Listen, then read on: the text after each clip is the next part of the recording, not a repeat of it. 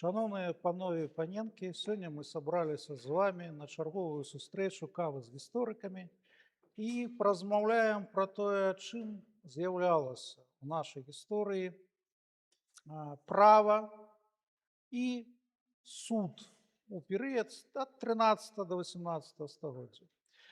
На сьогоднішню нашу зустрічу запрошені доктор історичних наук, професор Інституту історії Польської академії наук Олександр Іванович Груша, відповідно, доктор габілітований і професор Інституту історії Польської академії наук Мацук Андрій Володимирович, і я, відповідно, доктор гуманітарних наук Білославського університету Андрій Радаман. І першим починає розважання сьогоднішнього нашого дискусійного клубу Олександр Іванович Груша. Будь ласка. Дякую велике. Шановні колеги, так, ми почнемо з того, що одразу визначимося, чому ми вибрали ось цю тему. На самой справі не випадково, не по той причині, що мы так ці інакш закраналі гэта пытанне суда і права Великого княства Літоўскага у сваіх даследаваннях, а у тым ліку і по той прычыне, што суд і права мелі вельмі значнае значэнне ў Великім княстве Літоўскім. Я адразу хотел бы сказать, гэта может быть такая агульная линия, якой мы будем кіравацца не толькі я, але і мои коллеги, что суд и право гэта одно з асноўных прерогатыў вярхоўнай улады у Великім княстве Літоўскім. Не только в Великім княстве Літоўскіх, во всех сярэднявечных и не только сярэднявечных дзяржавах. Великий князь паводле сваёй функцыі быў не толькі галоўным военачальнікам дзяржавы, але і таксама асобай, якая адказвала за правасуддзе ўнутры краіны. Гэта адна з асноўных функцый вярхоўнага правіцеля, у тым ліку і Великого княства Літоўскага. Абарона знешніх межаў і абарона ўнутранага правапарадку. І ад гэтай функцыі, ад выканання гэтай функцыі ў значнай ступені залежала і яго легітымнасць, і яго аўтарытэт унутры грамадства. Калі мы прапанавалі менавіта вось гэтую тэматыку, мы даволі так шырока вызначылі, што мы ў прыватнасці хацім агучыць, што мы хацім абмеркаваць, на што прапанавалі бы звярнуць увагу. Я со свайго боку хацеў бы прапанаваць вызначыць асаблівасці, асноўныя характарыстыкі суда і права в Великім княстве Літоўскім, умоўна кажучы, з другой паловы 13 стагоддзя прыблізна да канца першай трэці 16 стагоддзя, до 1529 года, да з'яўлення статута Великого княства Літоўскага, першага звода законаў Великого княства Літоўскага, які быў апублікаваны. Апублікаваны не так, як ён публікуецца цяпер, пры дапамозе тэхналогіі множання друкаванага тэксту. Гэты статут быў выдадзены рукапісным спосабам, тым не менш ён перапісваўся ў розных рэгіёнах і дзейнічаў на ўсіх прасторах Великого княства Літоўскага. Гэта вось такая дэмаркацыйная лінія. Але адразу ўзнікае пытанне. Статут быў выдадзены Великім княстве Літоўскім у 1529 годзе. А як дзейнічала гэта права да з'яўлення гэтага статута? Великое княство Літоўскае існуе з другой паловы 13 стагоддзя. Статут быў выдадзены у першай трэці 16 стагоддзя. Узнікае пытанне, а як дзяржава існавала без права? Ці было гэта права? Яно на самой справе было, толькі існавала яно у іншай форме, у вуснай форме. Перад тым, як даць характарыстыку, я хацеў бы падкрэсліць асноўныя такія фундаментальныя падмуркі, на якіх існавала вялікае княства ў гэты час. Гэта была дзяржава, якая знаходзілася яшчэ пад значным уплывам традыцый. Менавіта традыцый, а не пісанага закона. І вось гэта, я б не сказаў, што гэта традыцыя была вельмі моцнай у гэты час, тым не менш, яна вельмі значна ўплывала на жыццё дзяржавы ў розных сферах і ўнутраных узаемаадносінах, і ў розных практыках, у тым ліку, дарэчы, і судовых практыках, і гэтак далей. Дык вось гэта асаблівасць Вялікага княства Літоўскага, яна вызначыла пэўныя характарыстыкі права, якое існавала ў Вялікім княстве Літоўскім. Па-першае, права існавала ў форме традыцыі, звычаёвага права. Гэта значыць, яно не мела ніякага пісанага закону, закон існаваў у галовах, у свядомасці чалавека, нейкіх супольнасцей, вялікіх і малых. Гэта законы ўспаміналі. Успамінаў таксама і вялікі князь. І успаміналі тыя людзі, тая група людзей, якая была захавальнікам гэтых законаў. Гэта старцы, людзі такога сталага веку з розных, дарэчы, слаёў грамадства. Гэта не толькі шляхта, гэта нават і сяляне, гэта таксама і мяшчане, якія ўспаміналі, якія нормы існуюць у дачыненні да тых ці іншых канфліктаў, абставін і з пункту гледжання вырашэння гэтай справы. Гэта значыць, што не было нейкага агульнага права ў Вялікім княстве Літоўскім, было права рэгіянальнае. Дарэчы, гэта права так і называлася. В залежнасці ад таго ці іншага рэгіёна, в залежнасці ад той ці іншай традыцыі. Існавала рускае права. В дадзеным выпадку рускае апелюе да вызначэння Русь. Русь, русінаў. Існавала польскае права, якое дзейнічала ў заходніх рэгіёнах Вялікага княства Літоўскага, у першую чаргу у Падляшша. Існавала літоўскае права. Дарэчы, магдэбургскае права, якое потым стала надавацца некаторым гарадам Вялікага княства Літоўскага, яно таксама мела вызначэнне такое этнічна-культурнае, яно называлось нямецкім правам. І вось гэта сукупнасць праў адначасова існавала, суіснавала ў шырокіх межах Вялікага княства Літоўскага. Гэта першая характарыстыка. Не было такого агульнага права, было права рускае, было права польскае, было права нямецкае, якое суіснавала в залежнасці ад рэгіёна, в залежнасці ад таго, да якой этнакультурнай групы адносілася насельніцтва Вялікага княства Літоўскага. Яшчэ адна характарыстыка гэтага права тое, што гэта права, паколькі, як я ўжо азначыў з самага пачатку, была сильна традыцыя.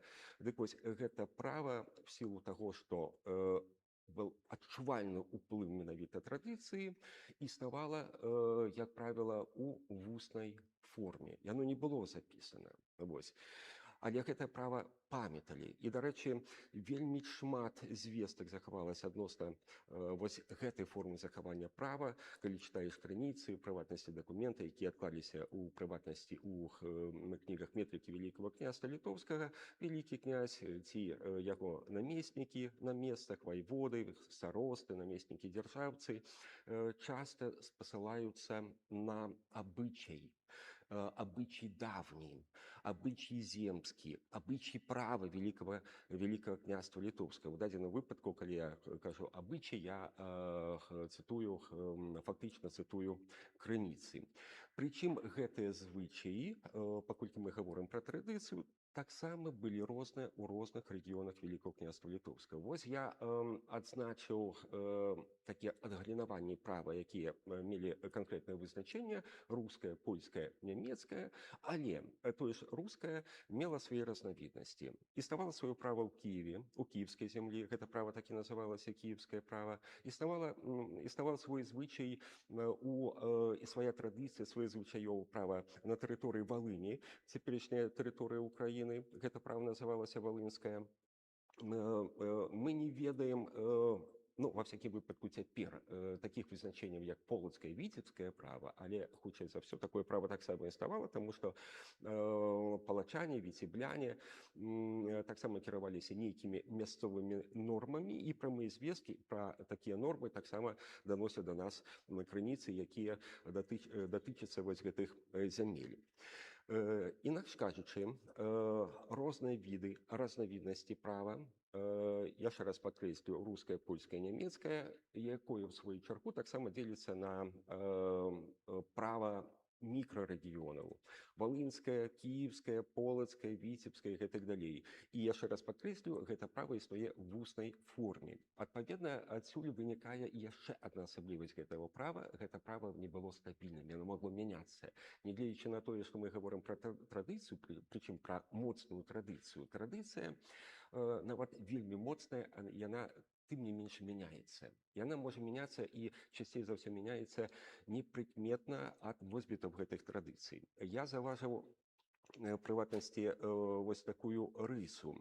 У першай трэці 16 стагоддзя была адна судовая цяжба, якая датычылася зямлі, у якасці сведкаў, якія павінны былі даваць інфармацыю, якая прымалася суддзямі, выступілі мясцовыя жыхары, але адзін з бакоў заявіў, што згодна з валынскім правам, у дадзеным выпадку гаворка ідзе менавіта пра гэты рэгіён Украіны, гэтыя справы вырашаюцца, маўляў, іншым спосабам пры дапамозе прысягі.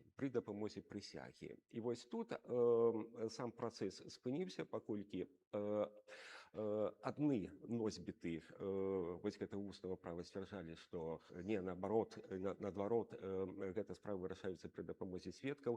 Іншы бок заявіў, што не, гэтая справа павінна вырашацца пры дапамозе прысягі. Працэс спыніўся да таго моменту, калі вялікі князь нарэшце рэшт не разабраўся, як прынята судзіць, як вырашаць вось гэту спрэчку згодна з мясцовым правам. Аказалася, што ў гэты час суд ажыццяўляўся, разбірацельства ажыццяўлялася менавіта на падставе сведкаў.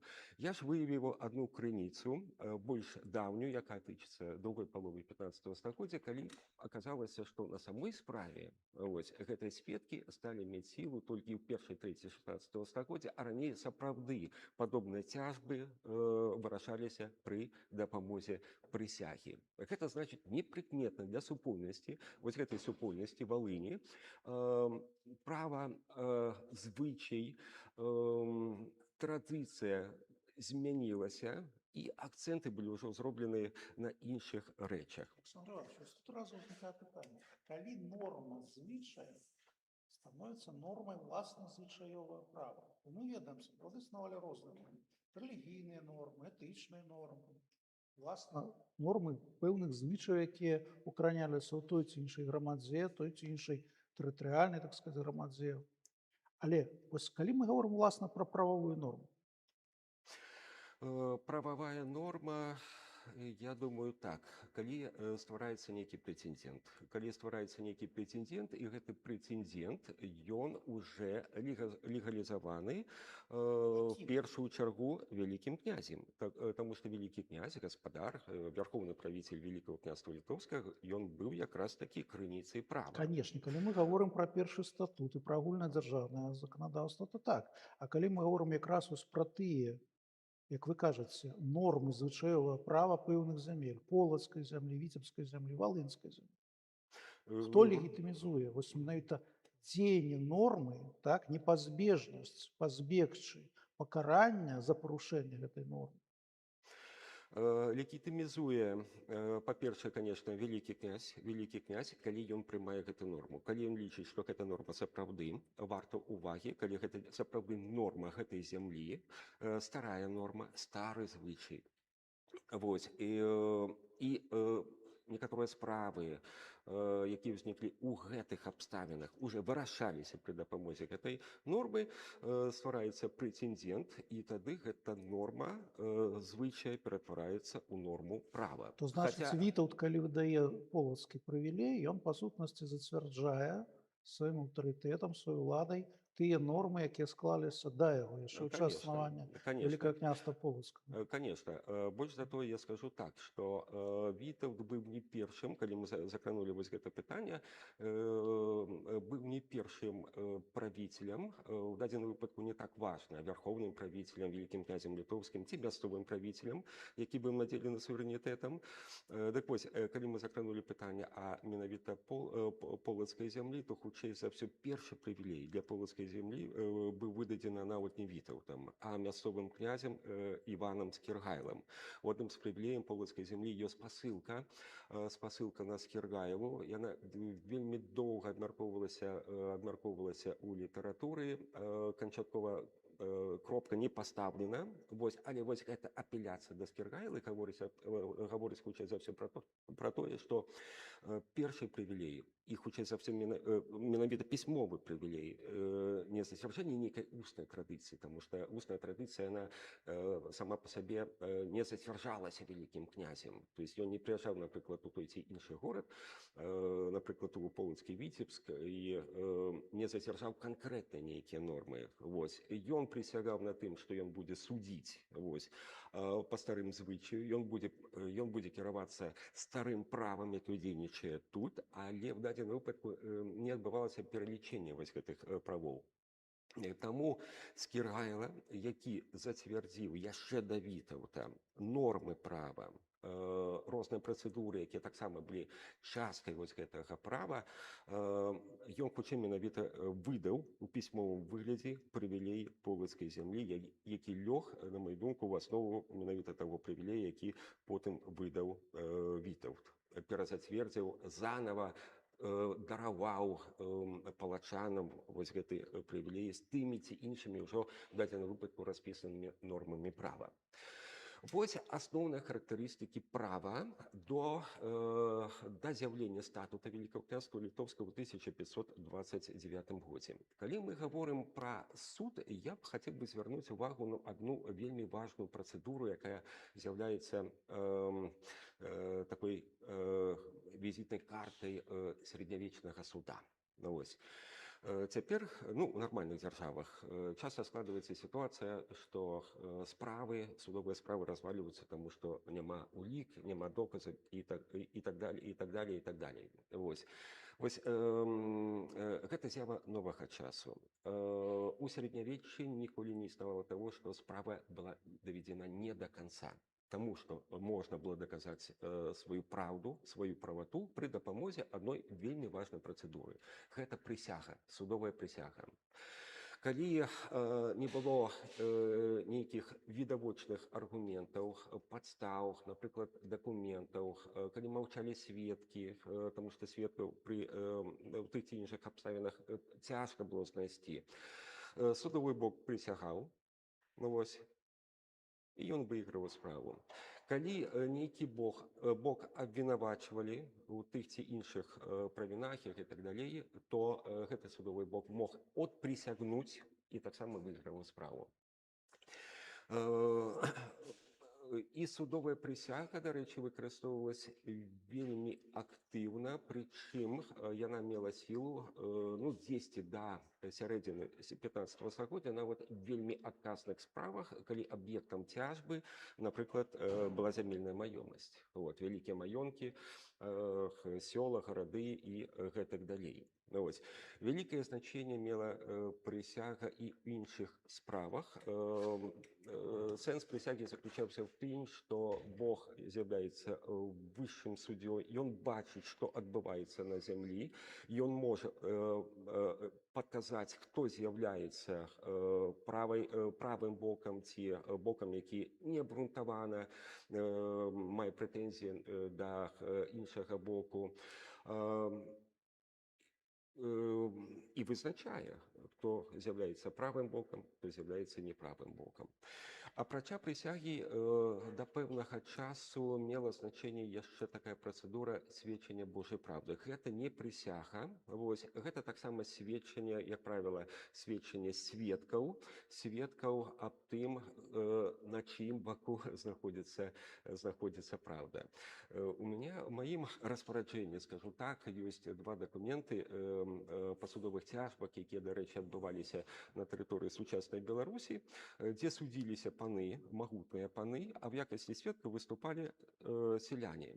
Прычым у адным выпадку гэта былі асабістыя сяляне аднаго з бакоў. І суддзі звярнуліся і да іх з патрабаваннем павесці правду Божью, як было здаўна.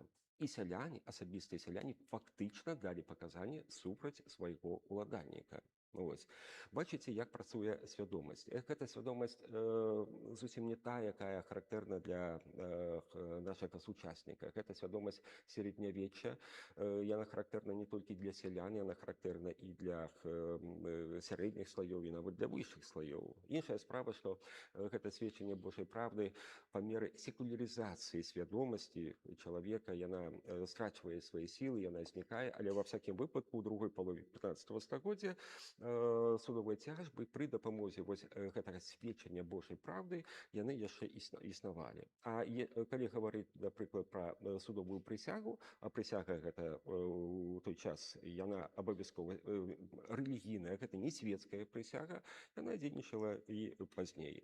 Значна пазней і ў канцы 16 стагоддзя і 17 стагоддзі, правда, не ў дачыненні да тых ці іншых спраў, а іншых, напрыклад, пры дапамозе прысягі не вырашаліся справы, якія былі звязаны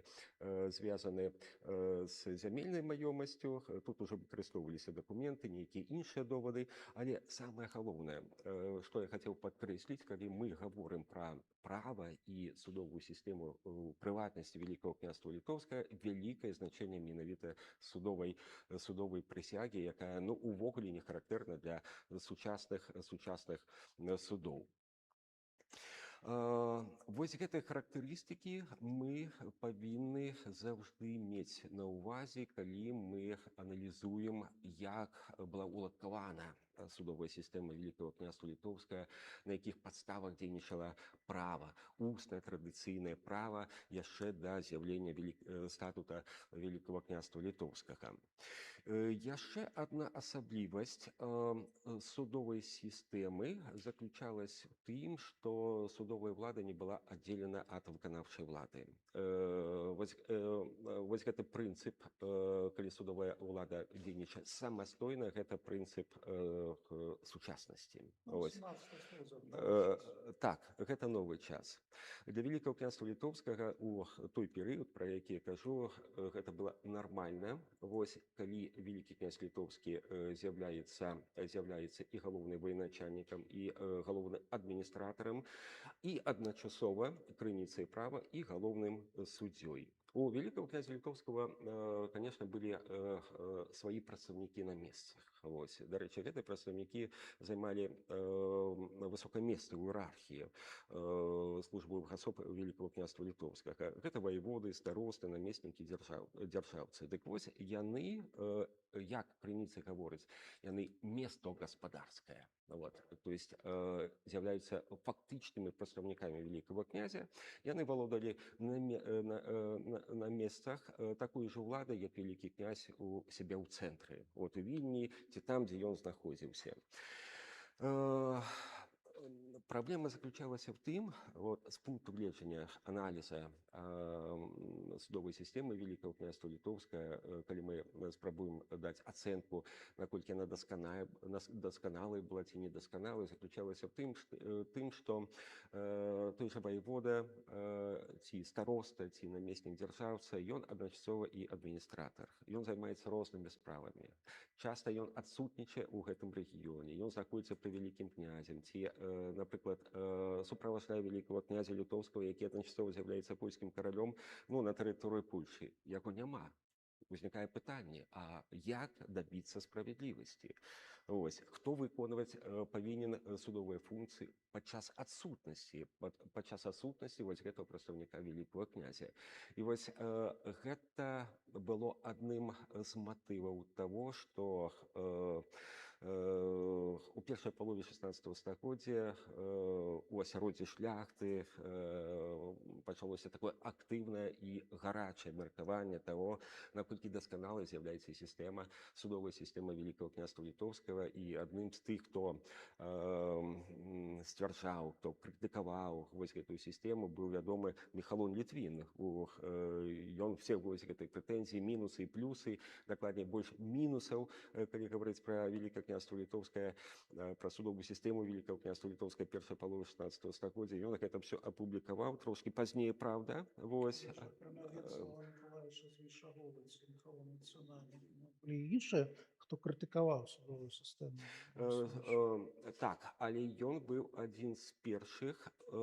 Я маю на ўвазе перыяд все ж таки першай паловы 16 стагоддзя. І здаецца, калі не памыляюся, нейкага гучнага голаса, крытыка вось гэтай судоўнай сістэмы, гучнага голаса, які данёс бы вось гэту крытыку да Великого князя Літоўскага як крыніцы права, калі не памыляюся, не было. Міхалон Літвін пісаў, наколькі мне памяць не змяняе, ўжо пасля выдання першага статута.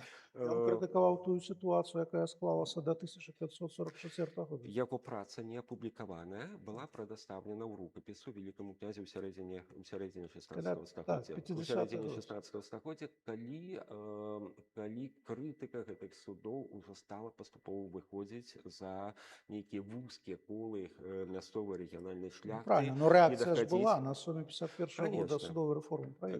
Конечно.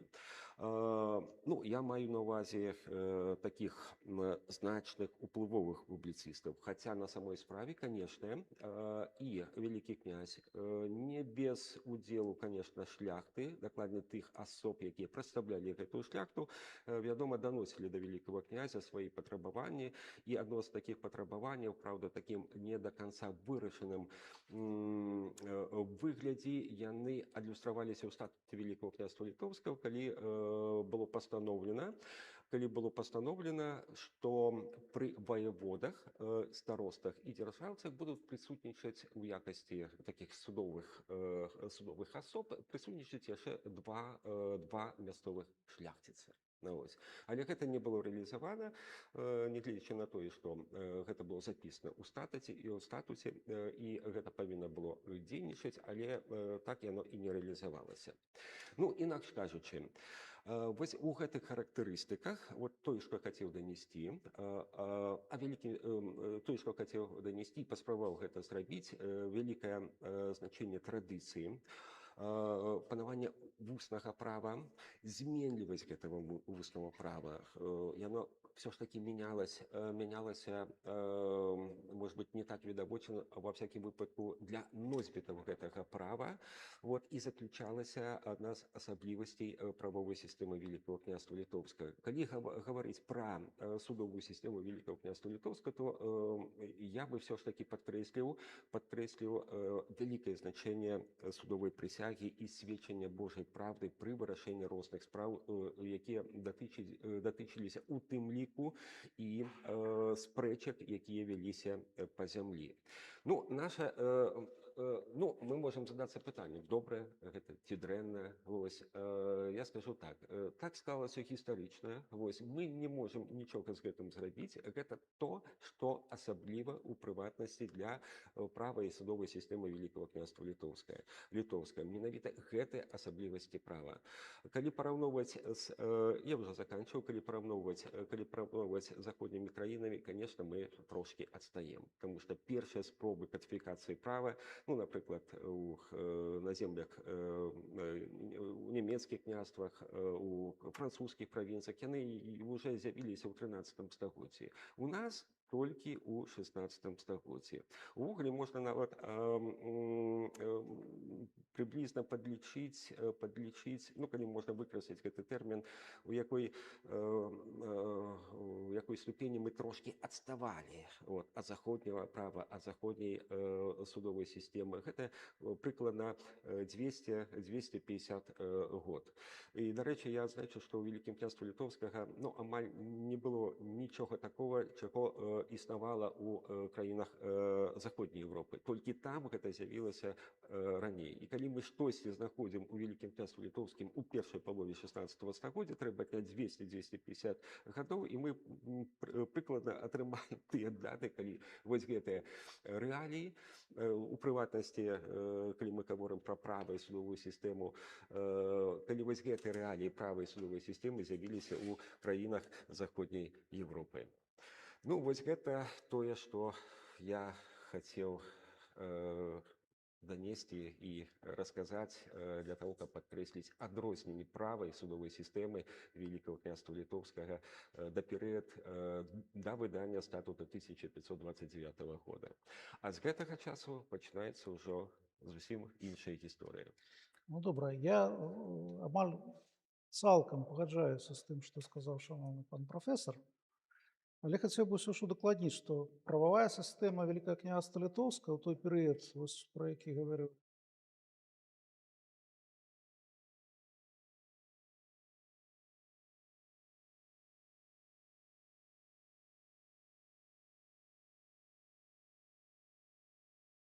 які быў распрацаваны, не зацвярджаўся, быў перапрацаваны ўжо ў часы, калі Альбрат Гаштаўт, а не Мікалай Радзівіл, быў канцлерам Великага княства Літоўскага. Ёсць вельмі добрыя навуковыя працы, пра гэта можна пачытаць падрабязней, але ўсё ж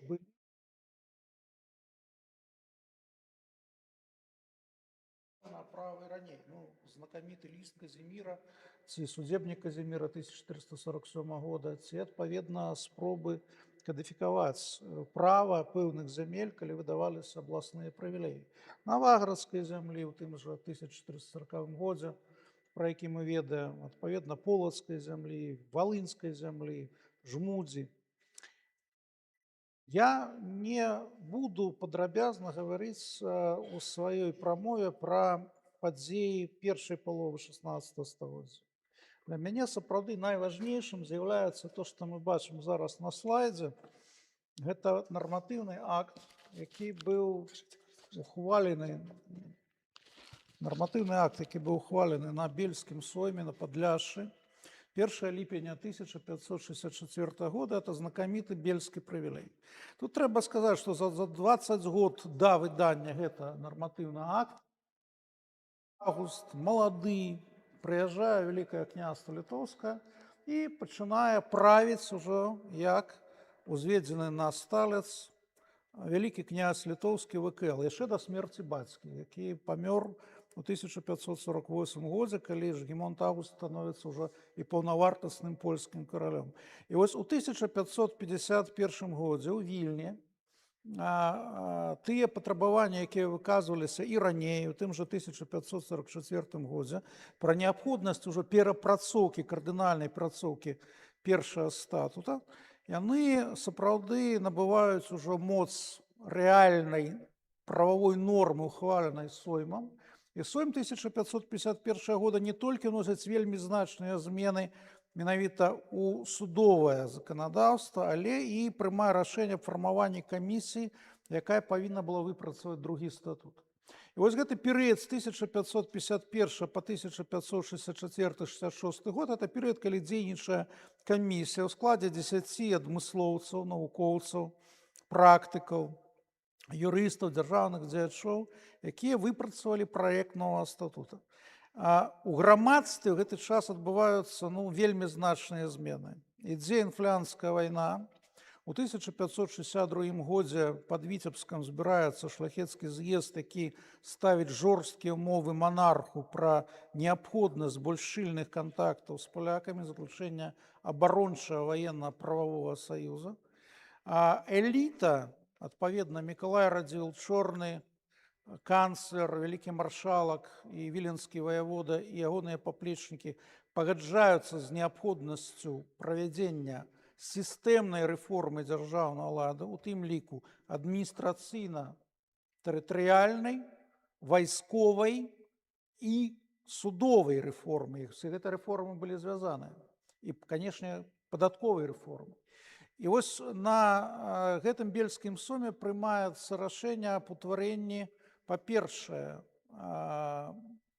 новых судоў по цивільных справах, отдельных ад адміністрацыі, дзе сама шляхта магла б выбіраць кандыдатаў на пасады суддзяў, і прымаецца папярэдняе рашэнне аб правядзенні менавіта адміністрацыйнай тэрытарыяльнай рэформы, якая ў Вялікім княстве Літоўскім дэ-факта праводзілася з 1565 па 1570 год.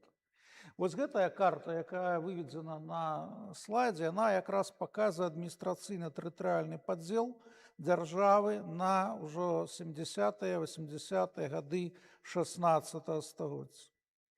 Самае важнае, што адбываецца, ствараюцца шляхецкія саслоўныя суды, аддзеленыя ад велікакняжацкай адміністрацыі, земскі і падкаморскі. Гродскі суд ці замкавы суд па крымінальных справах для шляхты, як і раней, узначальвае вышэйшы ўраднік ваяводства ці павета, ваявода ці стараста. Я хацеў бы падкрэсліць, што суд у Вялікім княстве Літоўскім, гродскі па крымінальных справах, не аддзелены ад адміністрацыі. Вышэйшым суддзёй па крымінальных справах, як і раней, застаецца Вялікі князь. Безумоўна, ўжо ў 40-х, 50-х годах існуе яшчэ суд радных паноў, які можа разглядаць апеляцыі на рашэнні мясцовых судоў на вальных соймах, і пра гэта добрую манаграфію свой час напісаў Ясінскі. Ну і, адпаведна, Мацвей Кузьміч Любаўскі, Іван Іванович Лапа і іншыя. І тут трэба адзначыць, што гэтая рэформа праводзілася не адначасна ва ўсіх рэгіёнах. Напрыклад, Полацчына, значная частка Полацчыны была акупавана маскоўскімі войскамі з 1563 года, і там гэтая рэформа праводзілася пазней. З 1570 года уводзіцца земскі суд, які судзіць у Лепелі і ў Дзісне, а у Полацак вяртаецца толькі пасля вызвалення Полацка ў 1579 годзе. Першыя земскія суды, акрамя Падляшша, дзе яны існавалі раней, утвараюцца ў Вялікім княстве Літоўскім на падставе рашэння Вялікага князя, які ён прымае на падставе рашэння, адпаведна, Менскага вайсковага з'езда, і выдае ўжо пасля заканчэння кароннага сойма у Пётркаве так званыя, прабачце, павятовыя прывілеі для Наваградска, Слонімска, Берасцейска, Менска паветаў, дзе вызначае склад судоў гэтых, якія пачалі працаваць у розных паветах па-рознаму. Напрыклад, у Слонімскім павеце ўжо у чэрвені 1565 года, а ў Наваградку з-за таго, што доўга не маглі прысягу прыняць суддзі, такі суд пачаў сваю дзейнасць толькі ў 1566 годзе. Адпаведна, пра склад, персанальны склад гэтых судоў вы можаце даведацца з такіх даведачных па сутнасці манаграфій, якія былі напісаныя з удзелам прысутнага тут Андрэя Владимировича Мацука і мяне пад кіраўніцтвам прафесароў Анджэя Рахубы і Генрыха Люлевіча ў Польскай акадэміі навук. На сённяшні дзень невыдадзенымі засталіся толькі спісы ўраднікаў, у тым ліку судовых ураднікаў, для Віцебскага і Менскага ваяводства Вялікага княства Літоўскага. Ну, адпаведна, калі мы гаворым пра земскія суды, яны разглядалі ў асноўным цывільныя справы.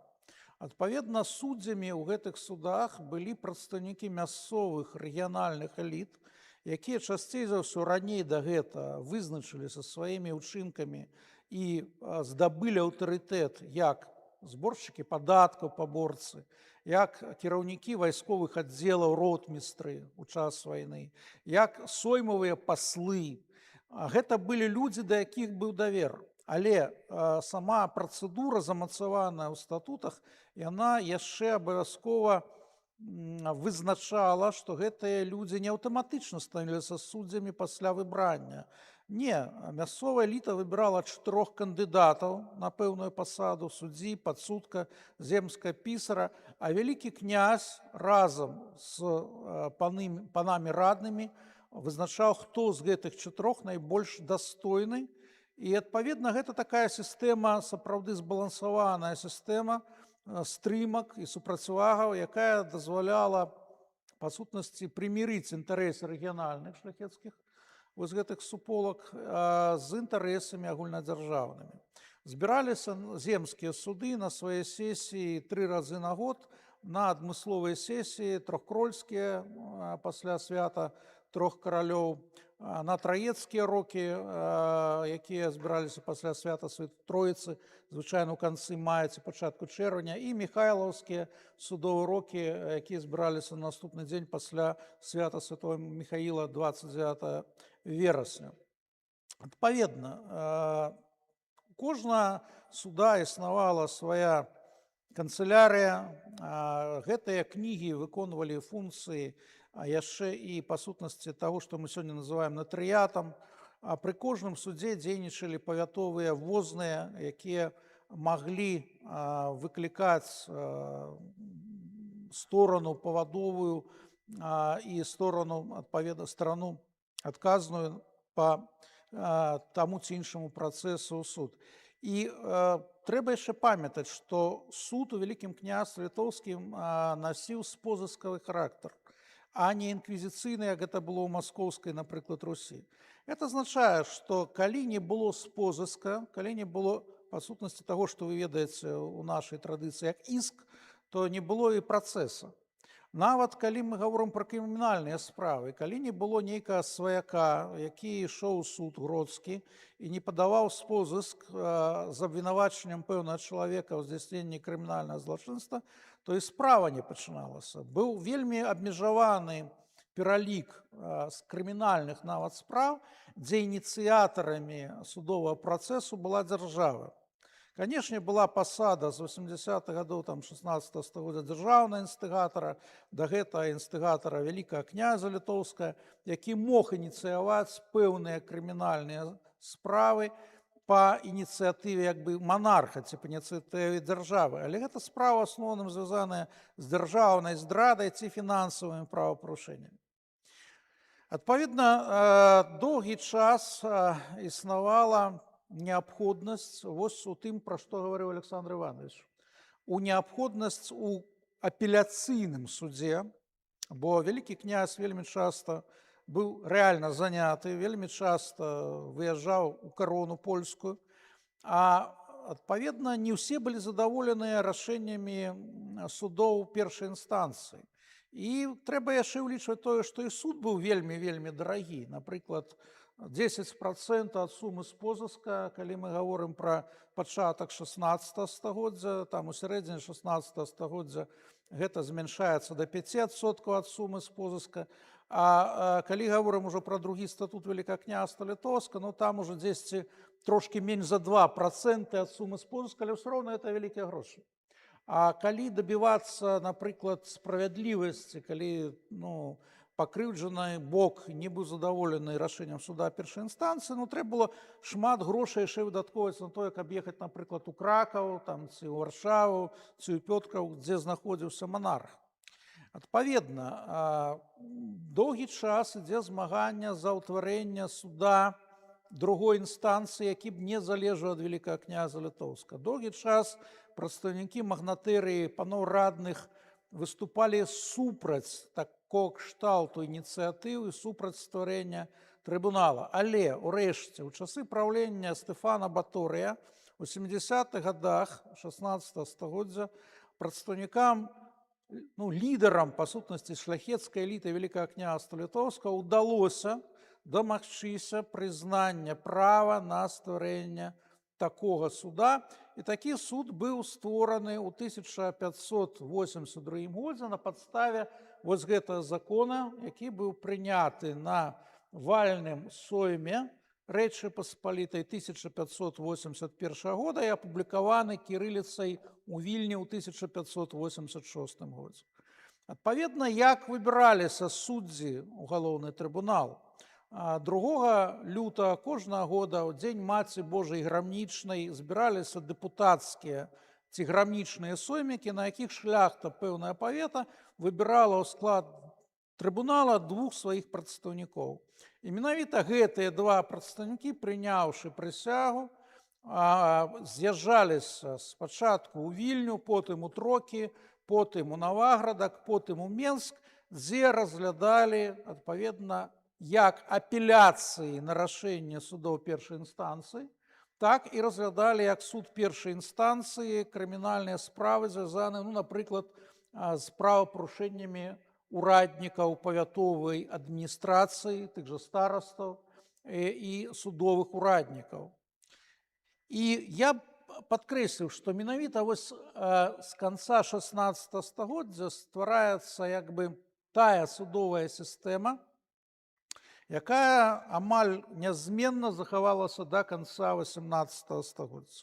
Існавалі суды земскія для шляхты па цывільных справах і вельмі невялічкаму пераліку крымінальных справ. Існавалі падкаморскія суды ў паветах, якія разглядалі адпаведна спрэчкі пра межы уладанняў зямельных пэўных паноў ці, напрыклад, таксама спрэчкі пра адміністрацыйна-тэрытарыяльныя межы паміж паветамі дзяржавы. Існавалі гродскія суды, якія разглядалі крымінальныя справы шляхты і таксама разглядалі розныя і цывільныя і крымінальныя справы некаторых іншых катэгорый насельніцтва.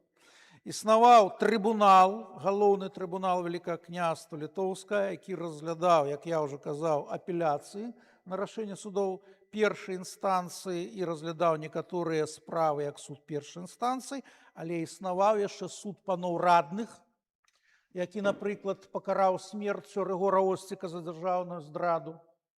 Існаваў соймавы суд, юрысдыкцыя якога была дакладна вызначана статутам 1588 года і соймавай канстытуцыі 1588 года. І, адпаведна, напрыклад, справы пра годнасць шляхціца, яны разглядаліся выключна соймавым судом. Тое самае тычыцца дзяржаўных злачынстваў, тое самае тычыцца пэўных фінансавых злачынстваў. Але існаваў яшчэ задворны суд Вялікага князя, які да 1690-х гадоў, напрыклад, мог аспрэчыць і адмяніць рашэнне трыбунала, чаго не было ў кароне, але было ў Вялікім княстве Літоўскім. Для мяшчан існавалі свае суды. Існавалі войтаўска-лаўніцкія суды, існавалі бурмістэрскія суды, існаваў асэсарскі суд, таксама, які фармальна азначаў Вялікі князь. Для сялянаў былі свае суды. Былі дамініальныя суды, напрыклад, тых жа Радзівілаў, Сапег, Цеглябовічаў для прыватных сялян. Былі валасныя, так званыя копныя суды. І, напрыклад, месцы, дзе збіраліся гэтыя копныя суды, вызначаў павятовы падкамор'й. Былі іншыя суды для іншых катэгорый насельніцтва, якія, будзем казаць так, не падлягалі статутаваму праву. Бо былі, напрыклад, жыды, у якіх былі свае суды, былі татары, разумееце, былі армяне.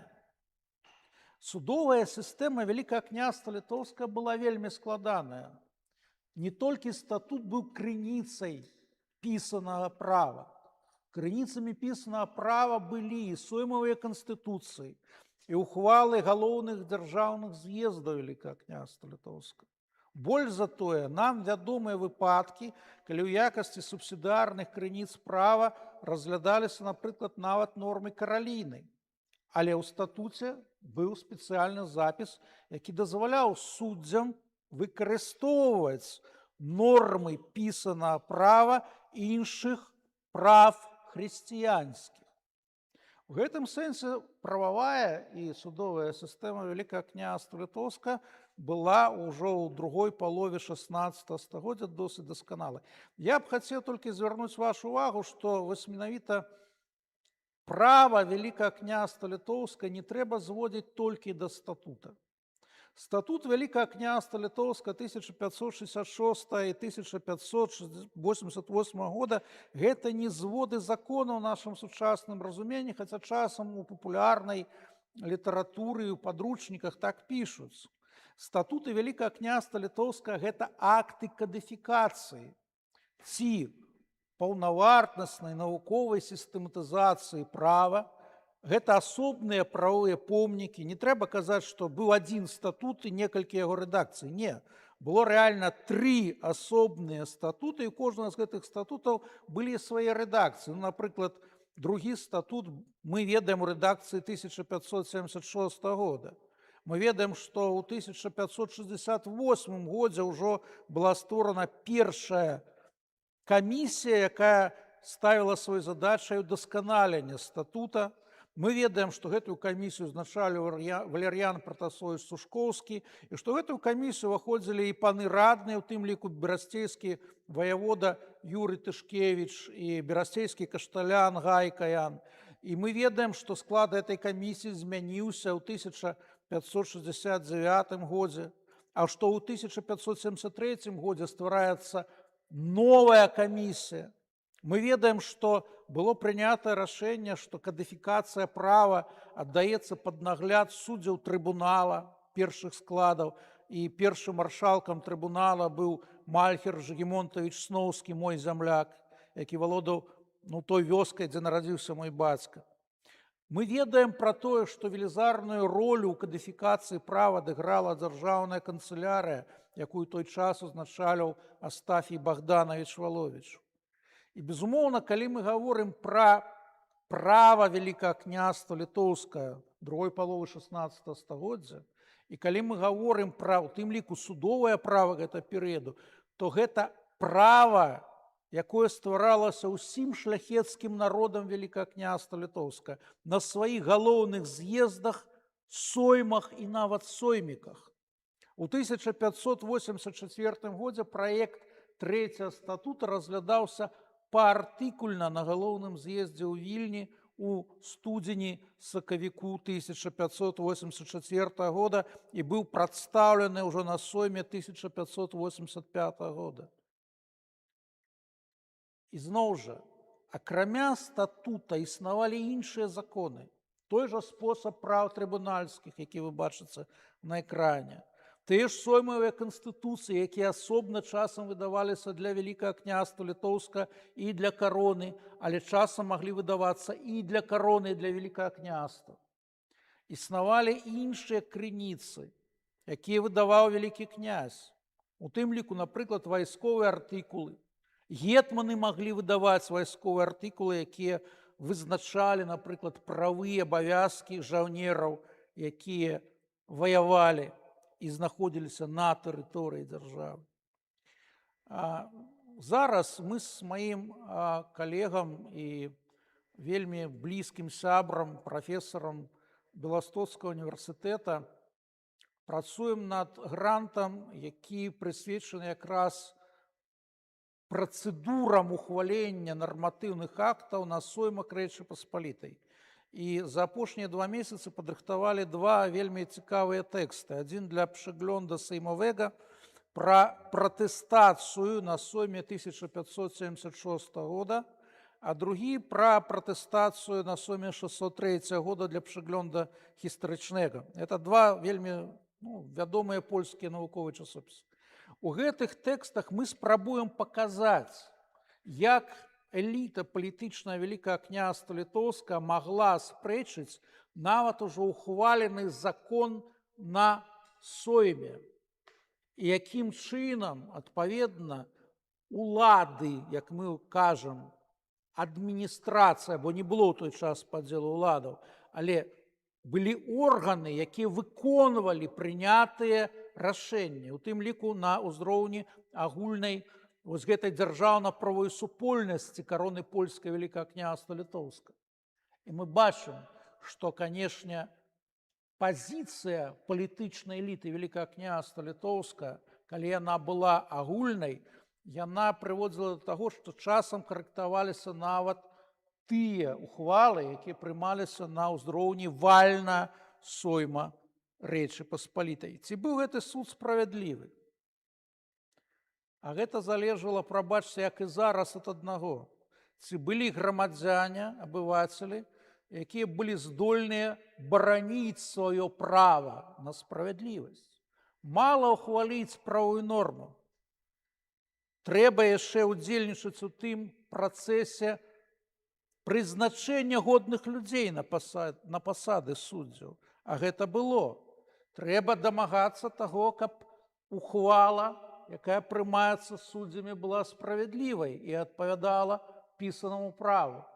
Трэба было змагацца за тое, каб апеляцыйны суд прымаў ухвалы, якія былі б адпаведнымі праву. Ці было такое ў нашай гісторыі? Было. Ці былі спробы знайсці лазейку ў праве, падкупіць суддзяў?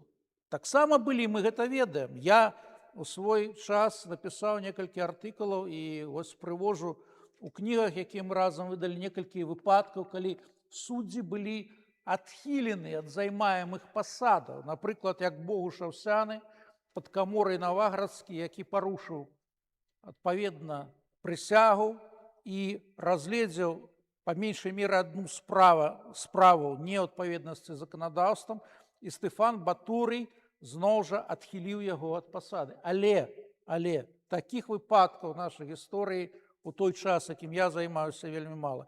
Ну і я рэкамендую для тых, хто ўмее чытаць па-польску, вось гэтую кніжку. Дэпутаты галоўнага трыбунала Вялікага княства Літоўскага, яна напісана прафесарам Анджаем Рахубам і прафесарам Генрыкам Левічам. І тут вельмі добры уступны артыкул, які якраз апавядае пра тое, як змагалася наша шляхта за тое, каб у нас быў апеляцыйны суд. А пра то, якія змены адбыліся пазней, раскажа Андрэй Владзімірович. Калі ласка. Дзякуй вялікі. Працягваючы тады адразу размову пра апеляцыйны суд, неабходна сказаць, што гэта кніга колеру, які якраз тычыцца 18 стагоддзя, але для чаго я гэта ўспамінаю? Бо, як ужо ўспамінаў Андрэй Александрович, сапраўды склалася такая сітуацыя, што нібыта існуе высшы апеляцыйны суд. Ён прымае рашэнні. Але гэтыя рашэнні нічога не значыць, покуль іх не падпіша канцлер. Фактычна мы бачым тое, што судаводства, аднак, не пазбаўляецца залежнасці ад ураднікаў, ад канцлера ці падканцлера ВКЛ, які яго мог замяняць у справе гэтых подпісаў. Таму фактычна такая сітуацыя існуе да канца 17 стагоддзя, да смерці караля Яна III Сабескага. І вось менавіта самы канец панавання Яна III Сабескага і бескаралеўя пасля яго смерці і першыя гады панавання Аўгуста II мы памятаем заўжды з гісторыі чым? Гэта рухам рэспубліканцаў. І заўжды звяртаецца ўвага, што яны змагаліся супраць дамінавання сапегаў, і вось у такой трактоўцы мы губляем галоўнае. Мы губляем тое, што гэты рух меў сваю праграму. І гэта праграма, яна адбілася вельмі моцна у пастановах, якія атрымалі назву «Корректура Юріум», а таксама у пактах-канвентах Аўгуста II, якія значна змянілі Вялікае княства Літоўскае. Ну, я магу прывесці прыклад з палітычнай барацьбы, што магнаты 18 стагоддзя не маглі зраўняцца з магнатамі 17 стагоддзя. Для чаго? Для таго, што ўжо існавалі пэўныя абмежаванні па заняццю ўрадаў прадстаўнікамі аднаго роду.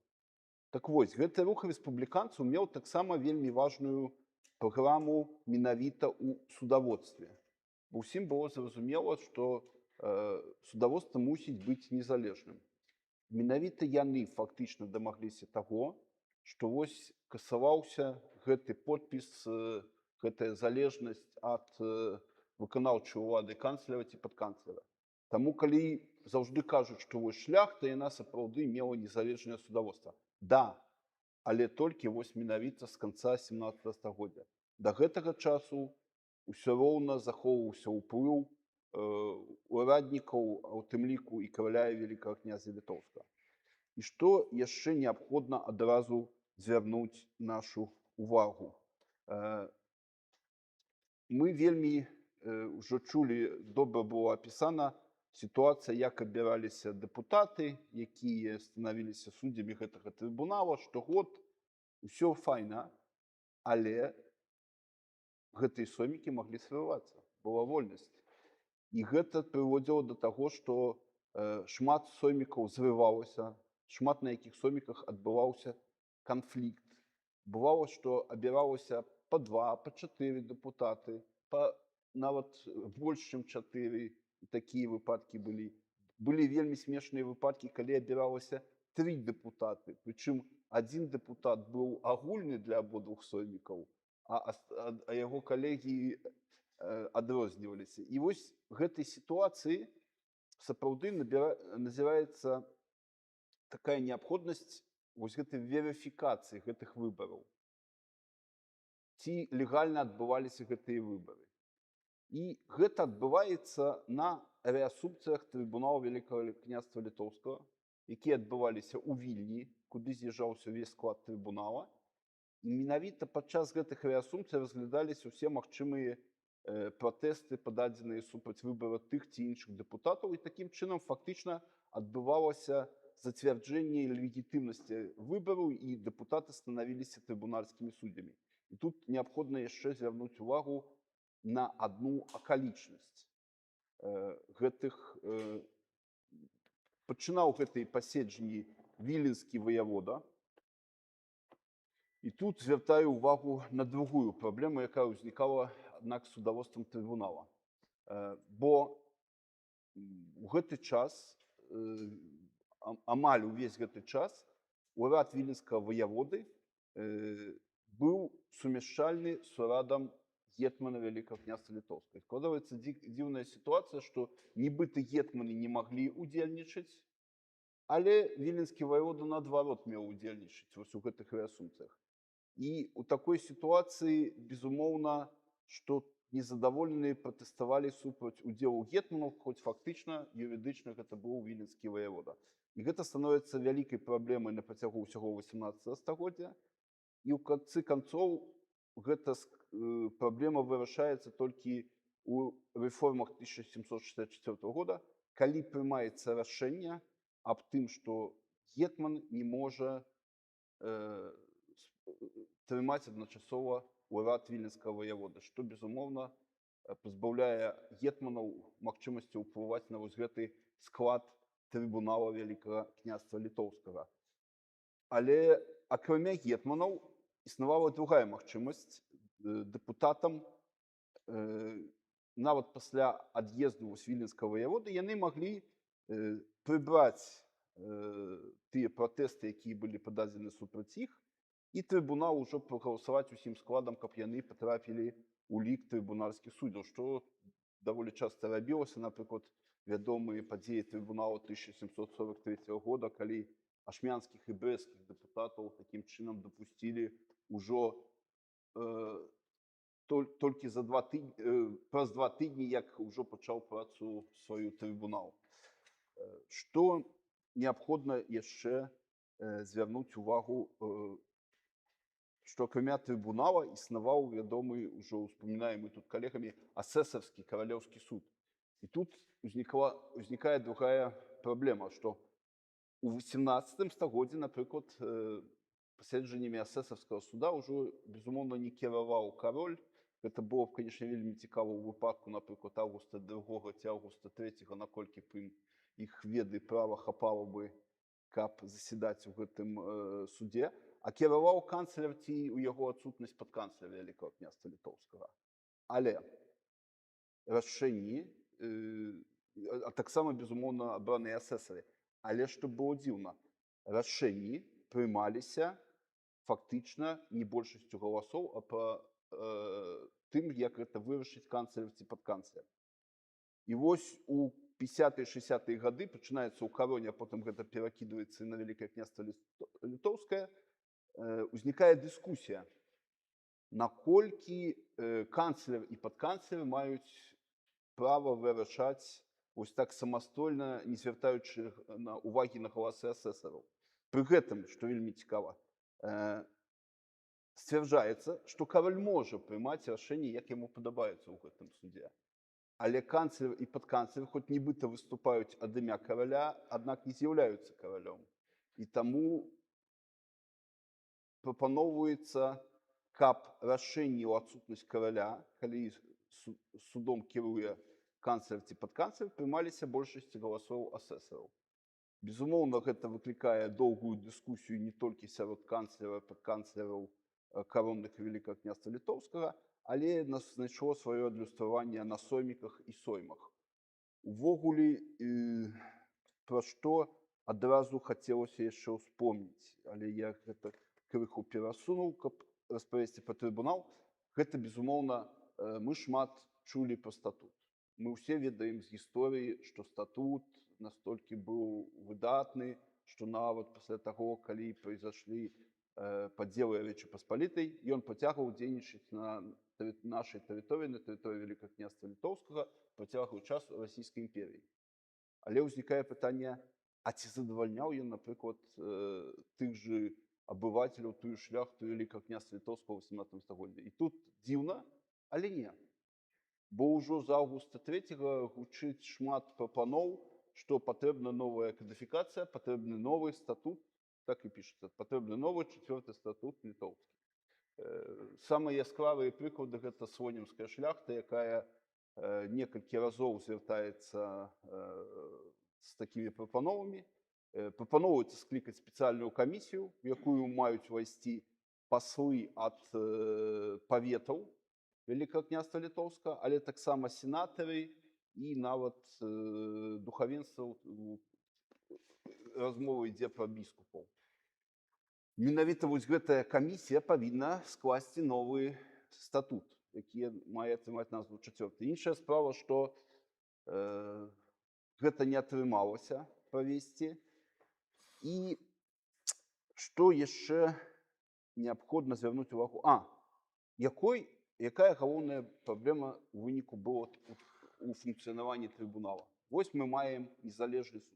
Але якая галоўная праблема ім?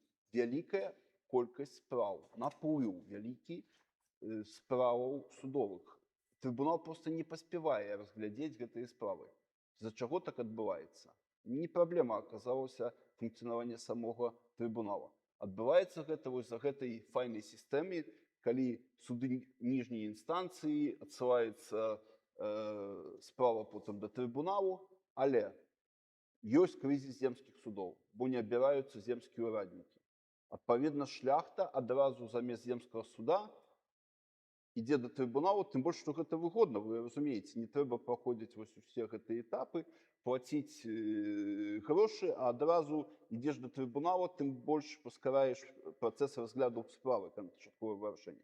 Таксама ўзнікае пытанне, што некаторыя пачынаюць абыходзіць і гродскі суд нават, таксама звяртацца непасрэдна ў трыбунал ВКЛ. Безумоўна, у такой сітуацыі трыбунал прыводзіцца, напрыклад, узорныя трыбуналы 1743-1756 гадоў, якія сапраўды разглядалі шмат спраў, але яны не ў стане гэта зрабіць, і колькасць спраў толькі павышаецца. Яшчэ адной праблемай, безумоўна, у функцыянаванні трыбунала была і ўнутраная. Гэта тое, што нібыта суддзі роўныя, але яны паміж сабе выбіраюць маршалка, а таксама пісараў літоўскай і рускай кадэнцыяў. І гэтыя асобы менавіта маюць большы ўплыў на разгляд судовых справ. Адзінае ўдакладненне выбіраюць тады, калі не замешчана пасада земскага суддзі, пісара земска ў Вільні і ў Наваградку, ці ў Менску. Ці ў Менску. Але ў 18 стагоддзі гэта заўжды абіраюць, бо фактычна пасля 1934 года, калі памірае Гарабор да Наваградскі пісар, гэтыя ўрады вольныя. І тут вось адбываецца, потым, канечне, абіраецца віленскі суддзя Абрамовіч, але яго пазбаўляюць урада ў 1956 годзе. Але тут гэта вельмі важная асаблівасць, бо пісары маглі ўпісаць справу, каб яна разглядалася хутчэй. Безумоўна, усе гэта спрабавалі гэтага дамагчыся. Нават магнаты былі вымушаны пільнаваць увесь час кадэнцыі, чтобы іх справа не застала хутенька ўпісана і патрапіць на разгляд. Безумоўна, вельмі моцны ўплыў маршалка, які вызначаў фактычна, мог самастойна вызначыць, што вось не, мы сёння разглядаем, напрыклад, такія справы, а гэтыя няхай яшчэ паляжаць. І могуць і ляжаць і ўсю кадэнцыю. Гэта вось таксама праблема. Ён сам выбіраў, які спіс мы будзем валаць. І гэта безумоўная праблема, якую таксама меркавалася направіць. І гэтыя ўсе праблемы фактычна и были заняты реформы 1764 года, это еще без королевья, а потом и 1766 года. Что придумали, как функционовали суды земские? Ввогуле вырашылі, што трэба абіраць адразу 4 земскіх суддзяў, і што вельмі важна. Іх выбар адбываўся ўжо большасцю галасоў, яны адразу прыступалі да сваёй функцыі. Бачым, што тут зноў памяншаецца вось гэта функцыя уплыў каралеўскай улады, калі кароль выбіраў з 4 кандыдатаў. Была скасавана пасада Да. падсудка і вводзяцца 4 пасады земскіх земскіх суддзяў. суддзей, і яны вось ужо адразу пачынаюць сваю працу. Гэта, безумоўна, паскорыла разгляд справы і функцыянавання. Што яшчэ важна? Калі памірае, напрыклад, земскі суддзя, то адразу без дадаткового каралеўскага універсала пасля вось гэтага грамічнага соміка. Чаму грамічнага? Бо ён меў вызначаны тэрмін, да яго было вельмі выгодна прыстасоўвацца. Пасля яго, напрыклад, павінны на наступны дзень адбывацца выбары на лекцыйныя ўрады, ну мы звяртаем увагу менавіта на дадзеным выпадку суддзяў. І, безумоўна, вось гэтыя рэформы яшчэ датычыліся таго ж, каб скараціць увогуле разгляд справаў. Бо, прабачце, як дэкрэт раней у выніку 4 трэба фактычна было дэкрэта прыняць, каб быў канчатковы ачывісты дэкрэт. У дадзеным выпадку колькасць памяншалася, і можна ўжо было іх выкананне рабіць раней. Усё гэта, безумоўна, садзейнічала таму, што судаводства ў часы Станіслава Аўгуста Панятоўскага атрымала сваю направу. Таму можам казаць, што гэта сістэма перажыла свой крызісны час у пачатку 18 стагоддзя. Што вельмі важна, нашыя продкі знайшлі магчымасць, як вырашыць гэтыя праблемы самастойна, вырашылі. Сапраўды судаводства пачало функцыянаваць, як і павінна было. Ну і, шчыра кажучы, гэтае судаводства, гэтая судовая сістэма, як мы ўспаміналі той же статут, яны перажылі Вялікае княства Літоўскае. Што вельмі важна, увогуле якраз Вялікае княства Літоўскае ў пытанні судаводства з'яўлялася прыкладам для той же кароны. І калі ў кароне задумалі за часы Станіслава Аўгуста правесці рэформу судовую сваю, яны звярталі ўвагу менавіта на Вялікае княства Літоўскае. Можна сказаць, што, безумоўна, напрыклад, у пытаннях войска можам прызнаць, што лепш было ў польскай кароне рэфармаванне, і Вялікае княства Літоўскае звяртала на іх увагу, то ў пытанні судаводства гэта было наадварот. І ў дачыненні да кадыфікацыі права нашыя продкі здолелі тройчы здзейсніць агульнадзяржаўную кадыфікацыю права. Палякі ніколі не здолелі ў часы Першай Рэчы Паспалітай здзейсніць кадыфікацыю права матэрыяльна, хаця працэсуальнае права іх таксама было кадыфікавана. І мы яшчэ з калегамі не разглядалі яшчэ праблему так звана судаводства ў час бескаралев'я ці стварэння каптуровых судоў. Я вельмі караценька, а потым Андрэй працягне. Гэта праблема, што рабіць, калі няма монарха. Вось калі паміраў Жыгімонт Аўгуст, то ён, па сутнасці, нічога не пакінуў у спадчыну, каб вырашыць праблему, а што рабіць пасля яго смерці. І тут кожнае ваяводства вырашала само па сабе ў час першай бескаралев'я. На Валыні была свая сістэма, напрыклад, у кракаўскім ваяводстве свая, тое самае Вялікім княствам Літоўскім. Яшчэ 25 гадоў таму большасць маіх калег, палякаў, лічылі, што Вялікім княствам Літоўскім у першай бескаралев'я каптуровыя суды не існавалі. З Генрыкам Люлевічам нам удалося даказаць, што яны былі. У Наваградскім павеце мне ўдалося даказаць, у Берасцейскім павеце Генрыку Люлевічу ўдалося даказаць. Найверагодней, яны яшчэ былі у Лідзе і ў Пінску. Але зноў жа, сістэма стварэння гэтых судоў у першай бескаралев'і была розная ў кожным з паветаў. У Наваградку, напрыклад, былі створаны ў пашыраным складзе земскі суд, куды былі ўключаны ў склад земскага суда прадстаўнікі, па сутнасці, кліентэлы розных магнацкіх груповак, Хаткевічаў, Радзівілаў, напрыклад. А ў склад гродскага суда, наадварот, быў абраны герой вайны, які Захара Пляшчева ўзяў у палон падчас бітвы. у 1564 годзе падула. І вось гэты шляхціц, вайсковец, адэкватны, разумны, ён, па сутнасці, кантраляваў дзейнасць гродскага суда ў час без караля. У 1587 годзе таксама ў розных паветах, ваяводствах ствараліся асобныя каптуровыя суды, але ўжо быў прыняты закон агульнадзяржаўны, як будуць стварацца такія суды і пры якіх умовах яны будуць мець, власна кажучы, павінны прымаць правадзейныя ўхвалы. Ну і, адпаведна, ёсць выпадкі, якія мы знаходзім у кнігах Метрыка Великае княства Літоўскае, якія пацвярджаюць, што і Генрых Валуа, і Жыгімонт Ваза ухвалялі рашэння вось гэтых каптуровых судоў. Яны прызнаваліся гэтай ухвалы. Ось. Ну і, адпаведна, ўжо калі мы гаворым пра перыяд з 1632-33 года, ну там уже, канешне, сітуацыя была трошкі іншай, бо прызнаваліся ўжо рашэнне і прымаса, які склікаў канвакацыі, і, канешне, ўжо Великае княства Літоўскае і Польскае каралеўства больш блізка зыходзіліся на тым, як ствараць вось гэтыя надзвычайныя судовыя органы.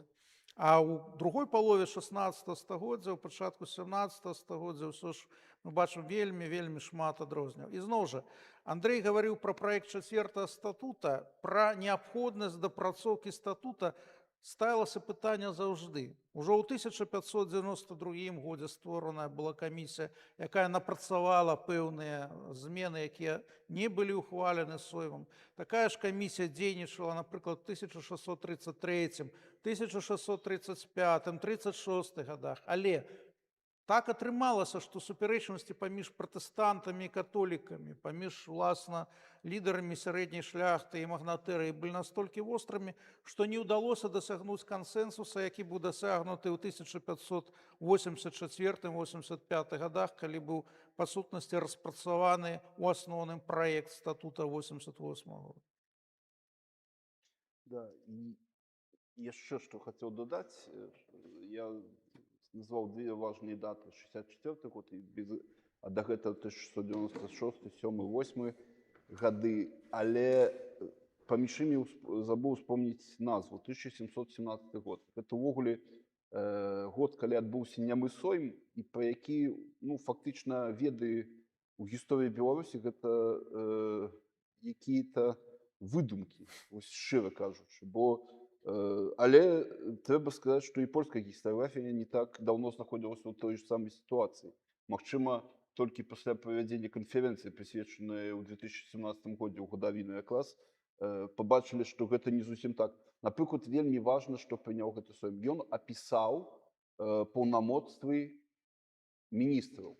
І фактычна такім чынам, напрыклад, апісаў немагчымасць іх уплыву на некаторыя судовыя справы.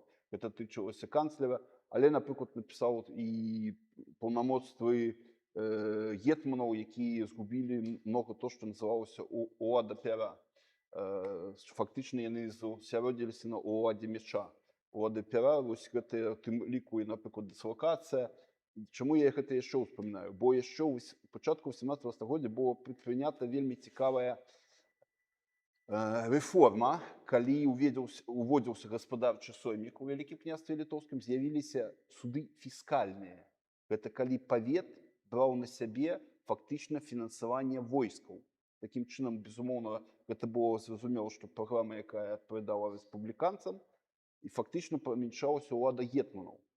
Адпаведна, пасля гэтае фінансаванне патрэбна было за яго адсправаздачыцца. Адбываліся вось гэтыя пасяджэнні фіскальнага суда. Гэтая рэформа не прыжылася. І гэта вось таксама цікавая, бо мы шмат кажам, што вось потым крызісы таго ж парламентарны яшчэ. Як бы функцыянавала дзяржава, калі пашла вось гэта ініцыятыва знізу фінансавання? Замест гэтага мы маем пастанову 1717 года, якая вельмі моцна абмежавала колькасць войска. Мы памятаем, войска ВКЛ 6 000. Але яна ўжо была ясна, ўсё прапісана. Хто колькі плаціць, з якога павету, дзе якія вайсковыя адзінкі знаходзяцца. І гэта сістэма фактычна праіснавала да канца Рэчы Паспалітай. І што вельмі важна, яна гэтая сістэма, конечно, зняла вялікае пытанне, вялікую праблему, якая да гэтага існавала ўсю гісторыю. Канфлікт аб фінансавым забеспячэнні тых же войскаў. Але гэта прапаноўвалася вырашаць, тут мы бачым з дапамогай паветаў, павятовых соймікаў і таксама справаздача фіскальны суд. Таксама гэта шляхецкі суд. Ну і яшчэ мы не згадалі так званыя пагранічныя суды, якія ўзніклі ў часы праўлення Сабеска пасля падпісання вечна так званая міра з маскоўскай дзяржавай. Існавалі памежныя канфлікты, яны звычайна раней вырашаліся на ўзроўні міждзяржаўных стасунках, дыпламатычных стасункаў, а тут было прынята яшчэ рашэннем стварэння адмысловых судоў, якія займаліся менавіта правапарушэннямі, звязанымі з дзеяннямі, ну, будзем казаць так, злачынстваў у памежнай тэрыторыі. І апошняе, пра што яшчэ хацеў сказаць, мы тут суддзі толькі пра суддзяў, але і бараніцца як-то было трэба. І вось, як мы тут на гэтым тыдні глядзелі, вельмі была прадстаўнічая канферэнцыя, прысвечаная памяці вядомага літоўскага даследчыка Вітаўтаса Рудолюнаса. Сапраўды, што яшчэ перажыла Вялікае княства Літоўскае? Яе адвакатура. Вось гэтыя адвакаты, якія існавалі, бо сапраўды судовы працэс быў забяспечаны вельмі актыўна удзелам адвакатаў. Тое, што, напрыклад, немагчыма было ў ўсходняй суседкі. І нават пасля падзелаў, калі яны захавалі прававодства па статуту, яны вымушаны былі захаваць і адвакатуру тую. У расійскай імперыі адвакатуры не было, але ў заходніх губернях, ну, напрыклад, у Віленскай, у Менскай адвакаты былі захаваныя да 1840 года. Да, і, безумоўна, вось гэтая адвакатура, якая існавала тут, яна стала ў асновай потым той адвакатуры, якая была ў расійскай імперыі, бо нічога да гэтага ў іх. Самым славутым расійскім адвакатам быў Владзімір Спасовіч, які выдаў, напрыклад, Ажэльскае пра бескаралеве, выпускнік Менскай гімназіі, наш зямляк, аўтар першага падручніка па крымінальнаму праву ў расійскай імперыі, які сябраваў з Іасафатам Агрыскам, які сябраваў з Ігмунтам Серакоўскім. Язэп Янушкевіч не так даўно знайшоў фотаздымак, дзе яны там все разам сядзяць у рэдакцыі часопіса «Слова» ў Піцеры. Неверагоднай інтэлігентнасці, так сказаць, і розуму чалавек, недаацэнены ў нашай сапраўды грамадскай думцы.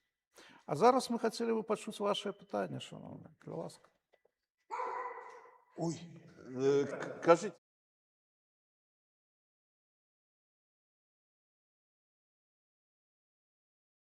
Прадугледжаны такі фармат, што онлайн мы сканчаем запіс гэтай трансляцыі. Канешне, мы з задавальненнем паспрабуем адказаць на тыя пытанні, якія будуць у каментарах да трансляцыі ў Ютубе.